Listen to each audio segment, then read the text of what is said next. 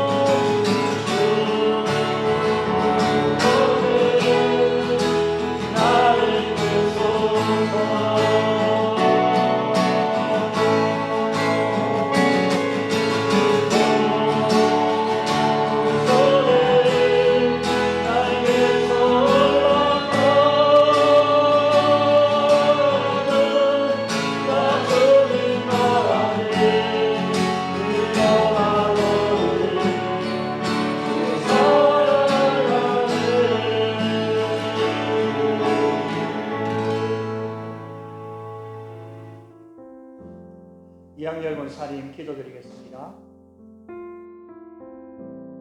사랑의 예수님, 그리스도의 고난과 아픔 그리고 부활의 영광을 기다리는 사순절 기간입니다. 이 사순절 기간에 예수 그리스도의 고난을 기억하고 감사하는 우리 남양감리교회 성도가 되게 해 주시옵소서. 주님께서는 겟세마네 동산에서 홀로 밤을 지새우며 기도하시고, 주님께서 할 수 있으시면 이 잔을 피하게 해달라고 애절하게 기도하셨습니다. 또한 우리를 위해 가난에게 붙잡히시고 그들에게 조롱당하시고 골고다로 오르셨던 예수님, 오늘 우리는 주님이 지셨던 십자가 고난의 은혜로 살아갑니다.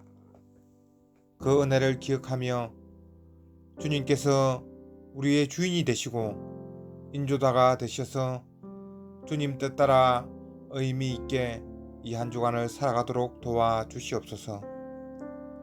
모두들 주님을 떠났지만 끝까지 주님을 따르며 무덤까지도 찾아온 막달라 마리아와 같은 믿음을 오늘 우리 모두가 닮을 수 있게 해주시옵소서. 주님, 오늘 이 수요 예배의 시간을 사모하며 소중히 여겨 우리 모두 이곳에 모여 예배를 드립니다. 세우신 김건진 목사님께 특별한 권능을 주셔서 증거하는 말씀이 은혜가 되어 삶에 큰 변화가 있기를 원합니다. 예배의 순서를 받아주시고 또한 우리들 모두의 기도가 주의 뜻 가운데서 이루어지기를 바라며 사랑이 많으신 그리스도의 이름으로 기도드립니다. 아멘. 이사야 43장 14절에서 21절까지 성경 봉독하겠습니다. 너희의 구속자요 이스라엘의 거룩한 자 여호와가 말하노라. 너희를 위하여 내가 바벨론에 보내어 모든 갈대아 사람들로 자기들의 연락하던 배를 타고 도망하여 내려가게 하리라. 나는 여호와 너희의 거룩한 자요 이스라엘의 창조자요 너희의 왕이니라. 바다 가운데 길을 큰 물 가운데 척경을 내고 병거와 말과 군대의 용사를 이끌어내어서 그들로 일시에 엎드려져 일지 못하고 소멸하기를 꺼져가는 등불 같게 한 나 여호와가 말하노라. 너희는 이전 일을 기억하지 말며 옛적 일을 생각하지 말라. 보라, 내가 새 일을 행하리니 이제 나타낼 것이라. 너희가 그것을 알지 못하겠느냐. 정령이 내가 강야에 길과 사막에 강을 내리니 장차 들짐승 곧 실황과 및 타조도 나를 존경할 것은 내가 광야의 물들을 사막의 강들을 내어 내 백성 나의 택한 자로 마시게 할 것임이라. 이 백성은 내가 나를 위하여 지었나니 나의 찬송을 부르게 하려 함이니라. 아멘.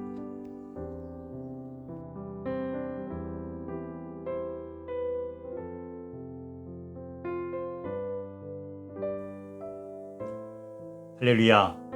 오늘은 구원의 하나님을 찬미하라 라는 제목으로 잠시 은혜를 나누겠습니다. 우리가 이 세상을 살아가는 동안 우리는 무엇을 의지하면서 살아가야 할 것입니다. 독불 장군처럼 혼자 살아갈 수는 없습니다. 또 세상에서 우리의 뜻대로 모든 것을 이룰 수도 없습니다. 사람이 누구의 뜻에 따라 살아가고 있는지 우리가 잘 분별해야 하는 것입니다. 하나님께서 우리들을 이끄실 때에 그것을 깨닫게 하여 주십니다. 하나님의 백성으로 하나님 의지하여서 살아갈 수밖에 없음을 우리에게 알게 하시고 깨닫게 하시는 것이지요. 우리 스스로 살아갈 수 없음을 우리가 깨닫게 될 때 다른 것을 의지하게 됩니다. 그래서 세상 사람들은 우상을 의지하고 또 재물을 의지하고 자기의 힘과 명예와 권세를 의지해서 살려고 합니다. 그런데 하나님께서 우리에게 어떻게 하실까요? 하나님 우리에게 그 모든 것이 헛됨을 알게 하시고 하나님을 찾고 구하는 믿음으로 하나님 앞에 나아갈 수 있도록 하여 주시는 것입니다. 우리 인생에 많은 풍파가 있습니다. 그리고 그 풍파를 우리가 지날 때에 우리는 내 힘으로는 이 모든 것을 견뎌낼 수 없다라는 사실을 알게 되지요. 마태복음 7장에 이렇게 말씀하십니다. 24절에서 25절까지 말씀입니다. 그러므로 누구든지 이 말을 듣고 행하는 자는 그 집을 반석 위에 지은 지혜로운 사람 같으리니 비가 내리고 창수가 나고 바람이 불어 그 집에 부딪히되 무너지지 아니하리니 이는 주초를 반석 위에 놓은 까닭이요. 예수님 우리에게 이렇게 말씀해 주셨습니다. 이 집은 무엇일까요? 우리 인생을 두고 말씀하시는 것이죠. 우리 인생에는 비도 올 때가 있고 그 비가 창수가 나서 홍수가 나서 어려움을 당할 때도 있고요. 또 강한 바람이 불 때도 있습니다. 우리 어렸을 때 어른들에게 들은 동화 중에 아기 돼지 삼형제 이야기 있지 않습니까? 아마 크리스찬이 지은 동화 같습니다. 늑대가 아기 돼지 삼형제를 찾아옵니다. 그래서 이들을 잡아먹으려고 하는데 이제 한 돼지는 지푸라기로 집을 지었는데 늑대가 바람을 부니까 날아가 버리죠. 또 다른 돼지는 나무로 집을 지어서 오두막을 지었는데 그거 역시도 늑대가 바람을 부니까 날아가 버립니다. 마지막 돼지 한 마리는 견고한 벽돌로 집을 지어서 그 돼지 삼형제가 그 집에서 안전하게 살게 되었다. 이런 얘기입니다. 여러분 우리 인생에 대한 말씀이 바로 그것입니다. 우리에게 강한 바람이 불어올 때가 있어요. 세상에 그런 것이 아니겠습니까? 세상에 우리 힘으로 견딜 수 없는 많은 일들이 있습니다. 심지어는 우리의 생명을 위협하기도 하고 또 우리 인생이 끝나면 누구든지 그 죽음이라는 것을 맞이하게 됩니다. 그때 여러분 우리는 어떻게 구원의 자리에 이룰 수 있습니까? 하나님 말씀입니다.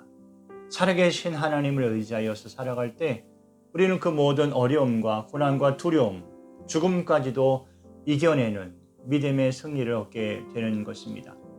하나님께서 이스라엘 백성을 택하여 부르시고 그들을 그냥 마냥 승승장구하는 나라로 두시지 않으셨어요. 왜냐하면 그들이 항상 불신앙에 빠졌기 때문에 그렇습니다. 사사기 말씀을 읽으면서 마음이 참 너무 답답하고 그럴 때가 있어요. 왜냐하면 이스라엘 백성들이 끊임없이 같은 실수를, 같은 불신앙을 반복하기 때문에 그렇습니다. 하나님께서 구원해 주셨으면 항상 그 믿음 안에 거해야 되는데 또 금방 다시 우상을 섬기고 또 하나님의 말씀에 불순종하고 그래서 또 다시 이방 민족의 침략을 받고 또 어려움을 당하니까 하나님께 다시 기도하고 이런 일들을 계속 반복합니다. 그런데도 하나님께서 그들을 계속 구원해 주시는 이유가 무엇일까요? 여러분 우리 같으면 어떻게 했어요? 좀 몇 번 해서 안 되면 화내고 막 이제 그만두라 그러고 그러지 않겠습니까? 그런데 하나님께서 계속해서 수십 번 그들을 구원해 주시고 붙들어 주십니다. 이스라엘 왕을 세워달라 그들이 요구할 때 하나님 그것도 들어주셨어요. 그런데 결국에 불신앙에 자꾸 빠지고 이방신을 섬기고 그래서 북이스라엘이 멸망하지 않습니까?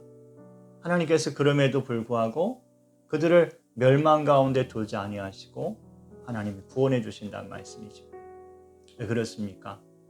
그들의 구원자가 하나님이심을 그들이 세상 가운데서 결코 스스로 견뎌낼 수 없음을 하나님께서 깨닫게 하시는 것입니다. 7.8기 아닙니까? 7번 넘어져도 8번 일어날 수 있는 거예요. 하나님께서 그것을 원하시는 것입니다. 우리 인생에 많은 실패를 경험할지라도 하나님 의지하여서 일어서서 승리하는 믿음을 우리에게 주시기를 원하시는 것이죠. 오늘 본문 말씀에 하나님께서 유다 백성들에게 이렇게 말씀하십니다. 14절 말씀입니다. 너희의 구속자요 이스라엘의 거룩하시니 여호와가 말하노라. 너희를 위하여 내가 바벨론에 사람을 보내요. 모든 갈대아 사람에게 자기들이 연락하던 배를 타고 도망하여 내려가게 하리라. 나는 여호와 너희의 거룩한 이요 이스라엘의 창조자요 너희의 왕이니라. 아수르에게, 이 갈대아 사람들에게 유다가 이 예루살렘이 포위되고 얼마나 조롱을 받고 비방을 받습니까? 그런데 하나님께서 그 직전까지도 그들을 그 어려움 가운데 두신 이유는 그들을 구원하시는 이가 하나님이심을 깨닫게 하시는 것입니다. 그들이 비록 바벨론으로 포로로 끌려가도 다시 그들에게 놓으라 말씀하시고 다시 예루살렘으로 돌아와 성전을 회복하며 예루살렘을 회복하게 하시는 역사를 이루시는 이유가 무엇입니까? 하나님이 그들의 구원자이심을 하나님께서 말씀하시고 증거하여 주시는 것입니다. 그래서 비록 멸망할 수밖에 없었던 백성들이지만 하나님께서 구원해 주심으로 구원에 이르게 하시는 역사를 이루어 주시는 것이죠. 하나님께서 아수르를 물리치실 때에 이렇게 말씀하십니다. 16절 말씀에 나 여호와가 이같이 말하노라. 바다 가운데 길을, 큰 물 가운데 지름길을 내겠다 말씀하십니다. 바다에 배들이 항해하고 다닙니다. 바닷길이 있지요. 바닷길이 있는데 우리들은 그 바닷길을 모르지 않습니까? 그 배를 여러 번 몰고 운행하는 선장들은 알겠지요. 알아도 때때로 자초하는 것이 이 바닷길 아닙니까? 그런데 하나님께서 그 이스라엘 백성들을 구원하시기 위해서 그 바다에 길을 내시는 것처럼 우리의 눈으로 보이지 않지만 분명한 하나님의 역사를 이루셔서 구원의 길을 내신다는 것입니다. 그래서 아수르 백성들이 그 길로 도망가게 만들고 이스라엘 백성들이 다시 구원을 얻는 역사를 하나님 이루어 주신다고 말씀하시는 것입니다. 하나님 그들에게 말씀하시고요. 나 여호와 너희의 구원자, 너희의 왕이다 이렇게 말씀하여 주십니다. 하나님께서 그들에게 그런 하나님이 되시기를 원하시는 것이지. 이제 18절 말씀에 하나님 이렇게 말씀하세요. 우리 같이 읽어보겠습니다. 너희는 이전 일을 기억하지 말며 옛날 일을 생각하지 말라. 19절 보라 내가 새 일을 행하리니 이제 나타낼 것이라. 너희가 그것을 알지 못하겠느냐? 반드시 내가 광야에 길을 사막에 강을 내리니. 20절 장차 들짐승 곧 승냥이와 타조도 나를 존경할 것은 내가 광야의 물을 사막의 강들을 내어 내 백성 내가 택한 자에게 마시게 할 것입니다. 아멘. 이런 하나님께서 말씀하셔요. 이전 일을 기억하지 말아라. 너희가 비록 두려워하고 너희가 무서워하고 하였던 그 모든 일들을 기억하지 말아라. 잊어버리라는 거예요. 왜요? 이제 하나님께서 새 일을 이루실 것이기 때문에 그렇습니다. 우리가 배부르게 되면 배고플 때를 잊어버리는 것처럼 어려운 일을 지나고 모든 시험을 다 치르고 나면 그것을 잊어버리는 것처럼 잊어버리라는 것이 하나님의 구원이 우리에게 임하였으니 그 구원의 은총을 높이고 기뻐하고 찬양하라는 것입니다. 우리의 삶이 하나님의 이 구원을 은총을 덧입고 살아가는 줄을 믿습니다. 하나님께서 이스라엘을 택하신 이유를 생각하면 우리의 인생이 얼마나 복된 인생인지 깨닫게 됩니다. 야곱이라는 사람을 하나님이 택하시지요. 그의 이름을 이스라엘이라 바꾸어 주십니다. 야곱이라는 사람 발뒤꿈치를 잡았다라는 뜻이에요. 그러나 이제 그 인생을 바꾸어서 하나님의 백성이다. 이스라엘이라 이렇게 이름을 바꾸어 주십니다. 그리고 하나님께서 그 백성을 창대케 하시고 이끌어 주시지요. 그 형 에서가 야곱을 죽이려 할 때 하나님께서 그것을 막아주십니다. 왜냐하면 야곱이 비록 발뒤꿈치를 잡는 그런 인생을 살았지만 하나님께서 그를 통해서 이루실 구원의 역사가 있기에 에서를 막으시는 것입니다. 여러분 우리의 인생이 그런 것입니다. 우리는 남의 발뒤꿈치를 잡지 않으면 살아갈 수 없는 그런 연약한 인생이지만 하나님께서 우리를 택하여 부르어 주시고 우리에게 예수 그리스도를 보내어 주시고 그 생명의 계속의 은혜를 입게 하여 주셔서 다시 살게 하시고 우리 이름을 바꾸셔서 이스라엘이라 하나님의 거룩한 백성이라 이름을 바꾸어 주셔서 우리로 살게 하시는 것입니다. 우리가 이 사순절을 지내고 이 고난주간을 지내면서 우리의 이름을 바꿔주신 하나님을 기억하고 그 은혜의 영광을 찬미하며 구원하신 하나님께 모든 영광 돌리는 복된 시간 되시기를 바랍니다. 기도드리겠습니다.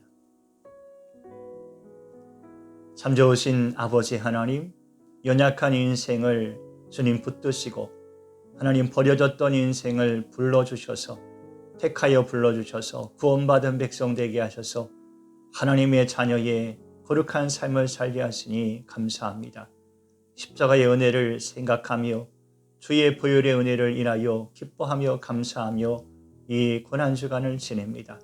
하나님 아버지, 우리의 삶 속에 주신 구원의 은총을 날마다 노래하게 하여 주시옵소서. 우리 인생 가운데 길을 내시고 우리 인생 가운데 생명수 강수가 흘러가게 하신 하나님, 우리의 삶에 그것을 누리게 하시며 날마다 주님께 감사와 찬양과 영광을 드리는 복된 삶이 되게 하여 주시옵소서. 구원받은 저희의 삶을 통하여 오직 주님만 영원토록 높임 받으시기 원하오며 예수님의 이름으로 기도드리옵나이다. 아멘. 할렐루야, 승리하십시오.